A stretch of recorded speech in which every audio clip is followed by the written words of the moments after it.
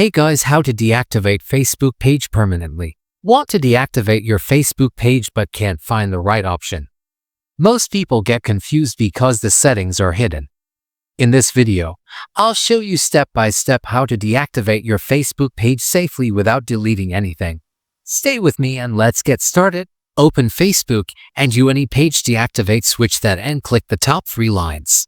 And scroll down, click the settings and privacy, and again click the settings. And scroll down, find the access and control, click on it.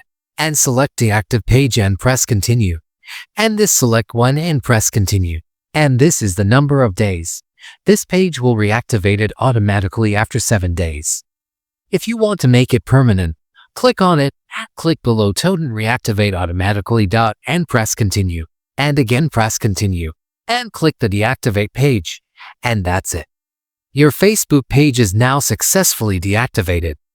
If this tutorial helped you, make sure to like, subscribe, and comment for more quick and easy Facebook guides.